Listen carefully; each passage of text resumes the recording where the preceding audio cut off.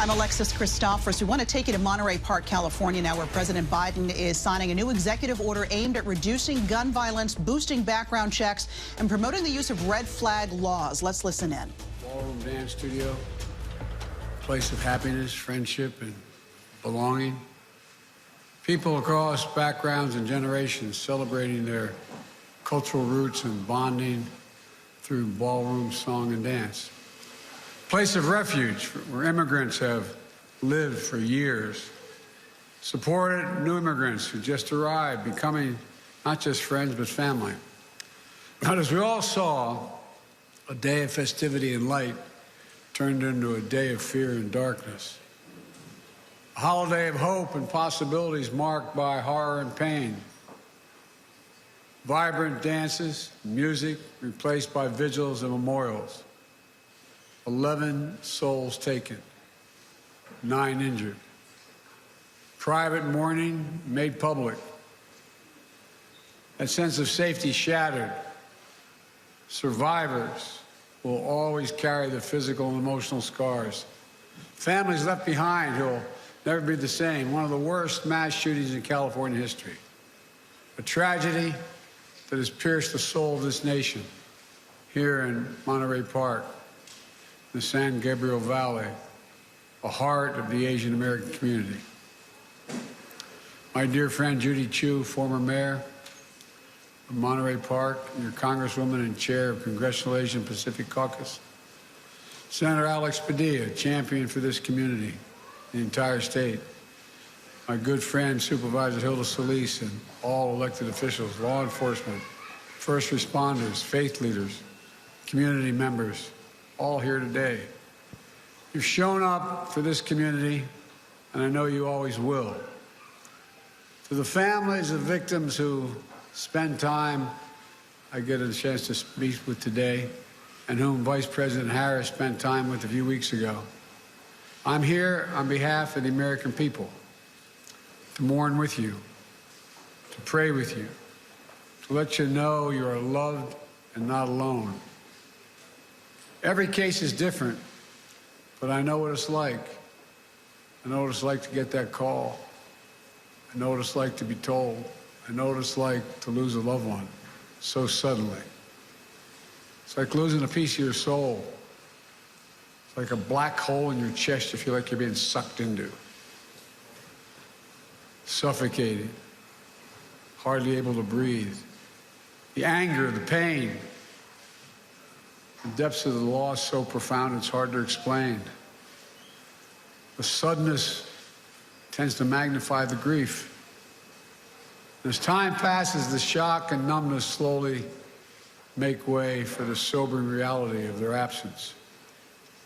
An empty chair at the dinner table, the birthdays, the anniversaries, the holidays, without them. Everyday things, small things, the detail you miss the most. The scent when you open that closet door. The park you go by that you used to stroll in. The morning tea you shared together. The bend of his smile. The perfect pitch of her laugh. As Judy shared with me, this is a tight-knit community with intergenerational households and deep reverence and respect for its elders. A community that's opened its heart and its homes to friends and neighbors and stood strong throughout the pandemic as anti-Asian hate crimes rose. A community that, in the face of horrific tragedy, has become a symbol of hope and resilience. Pushing forward together, healing together, people from all faiths and backgrounds rallying to show their love and support, raising money for funeral costs and memorials, providing counseling and translation services to the victims' families, providing and proving that even with heavy hearts, we have unbreakable spirits. As a nation, remember them. Immigrants from China, the Philippines, Vietnam, Taiwan, all of whom found a home in America. Mr. Ma, age 72, a pillar of the community, a beloved manager and dance instructor at Star Ballroom. He walked patrons to their cars at night, helped new immigrants find jobs. His children and grandchildren will carry on his legacy in the spirit of one of his favorite Chinese proverbs: cherish the people in front of you. Cherish the people in front of you. And Igao, 72, Mr. Nice, for his kindness, his positivity, his infectious smile. A free spirit, always ready to lend a helping hand. He died shielding his dance partner.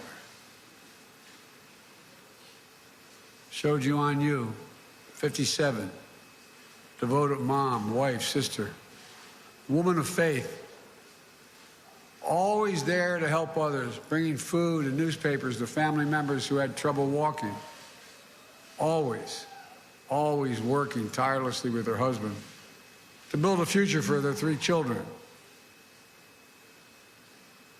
Nancy Jian, 62, known as Sister Sunshine. She loved to play cards, piano, and the weekly volleyball game. Always sharing her homegrown plants and vegetables with neighbors and friends. A dedicated mom, married nearly 40 years. Husband and wife who were always together, even in their last dance. Valentino Alvaro, 68 years old. A servant of God. Life of the party. Storyteller who made the whole room laugh. A man devoted to his children and his grandchildren. Mei Nan, 65, the bedrock of her family and friends. The eternal optimist, avid dancer who'd visit the studio every weekend, often leaving snacks behind for her classmates. She radiated positive energy through her laughter, her kind words, and her smile. Moy Dayan, 67, refugee, community builder, cherished friend, known for her kindness, her sweetness, her generosity, her beloved family, the center of her world. Diana Tom, 7 years old, devoted daughter, wife, mother, grandmother, who loved to sing karaoke. A giver and an adventurer who loved to explore new foods and travel the world. Charles Zhao, 76, grateful, reflective, believed in living to the life to the fullest. He constantly showed his family and friends and showered them with warm words of encouragement, hope, and love. Tao Yo, 64, a lifelong learner. He retired as a business manager and was pursuing a second career as a pharmacist while caring for his elderly mother. A man beloved by his wife, children, and friends for his compassion, his determination, and his wisdom. Lily Lee, 63, a matriarch with absolute strength, optimism, and grace. Her daughter wrote, "Stolen is a grandmother whose granddaughter fell asleep many nights nestled between her loving arms. Taken away is the opportunity for her grandson to feel her love and warmth." All of them lived lives of love, sacrifice, and service for their families, for their community. They represent a bigger story, who we are as Americans, embodying the simple truth that our diversity is the strength of this nation. We saw that strength in Maria Liang.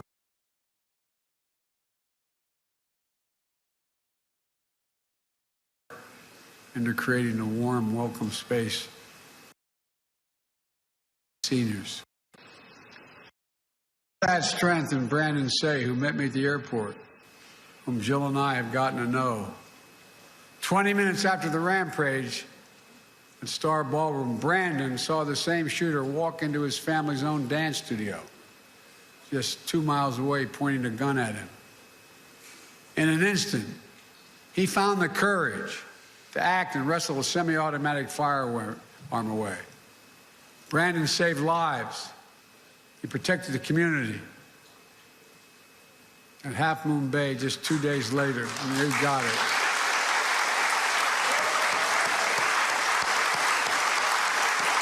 Brandon, stand up.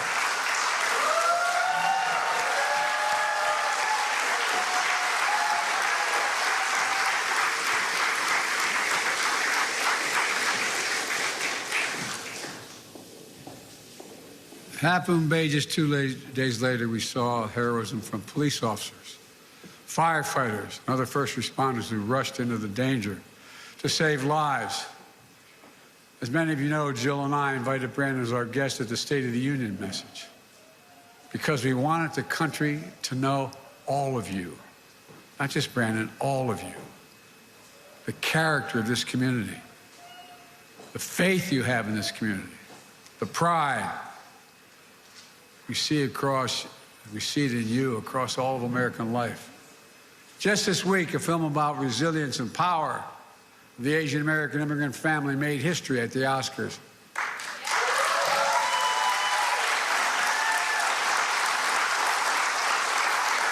Echoing the heart of so many in this community.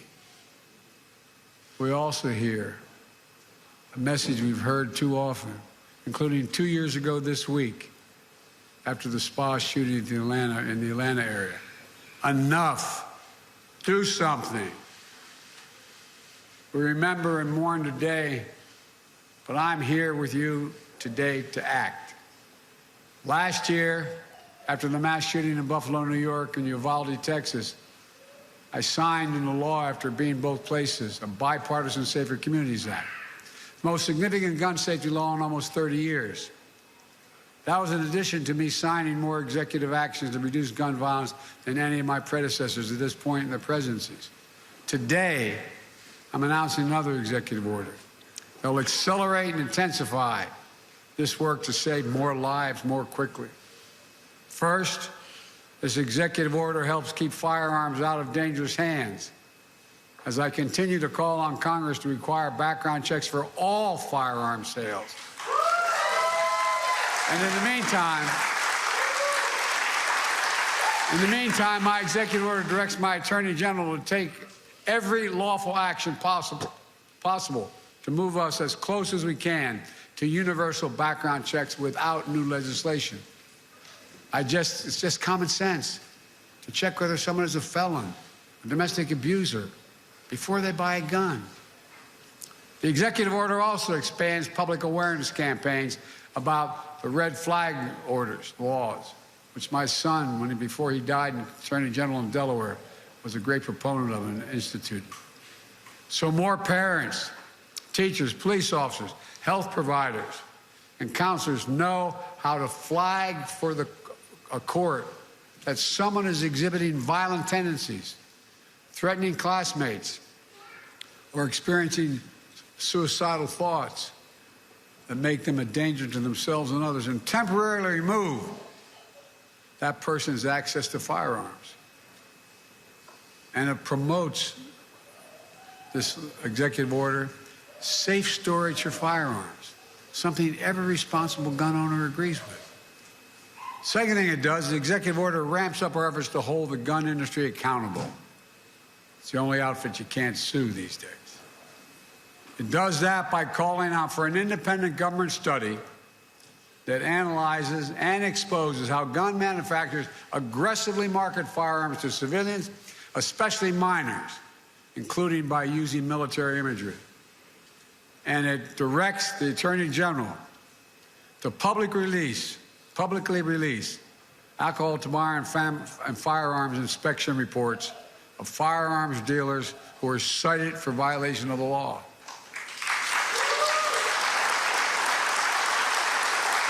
That way, policymakers can strengthen laws to crack down on those illegal gun dealers, and the public can avoid purchasing from them.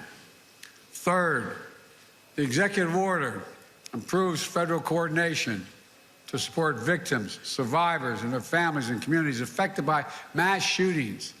The same way FEMA responds to your natural disaster in California and all around the nation, And it will help folks recover and build after they help folks recover and build after wildfires and superstorms and droughts. For example, we need to provide more mental health support and grief and trauma. And more financial assistance when a family loses the sole breadwinner or when a small business shuts down due to a lengthy shooting investigation. There's more in this executive order, but I'm not stopping there.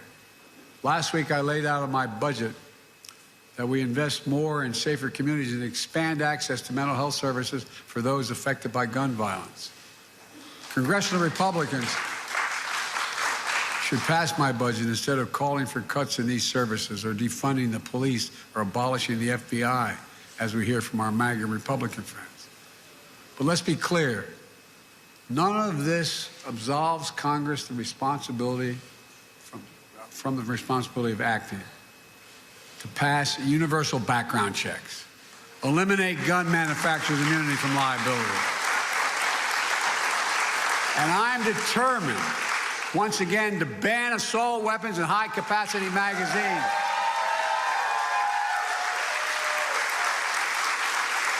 I led that fight to ban them in 1994. The 10 years that law was in place, mass shootings went down. Our Republican friends let it expire 10 years later. And mass shootings tripled since then, tripled. So let's finish the job.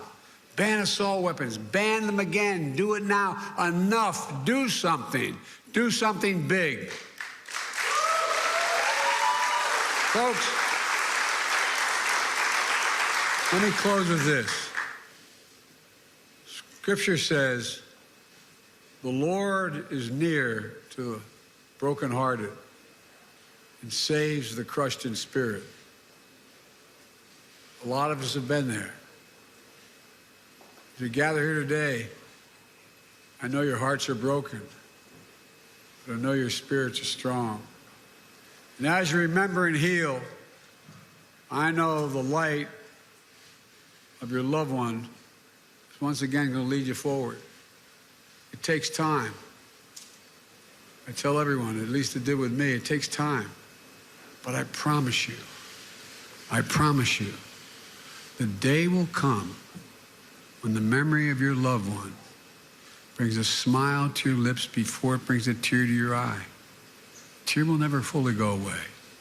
But when you had that smile first remembrance, that's when you know. That's when you know you're going to make it.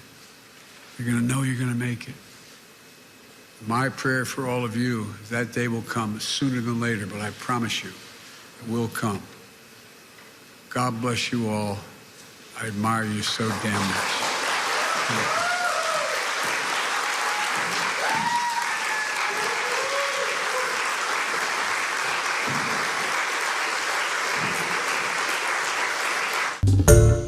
Hi everyone, George Stephanopoulos here. Thanks for checking out the ABC News YouTube channel. If you'd like to get more videos, show highlights, and watch live event coverage, click on the right over here to subscribe to our channel, and don't forget to download the ABC News app for breaking news alerts. Thanks for watching.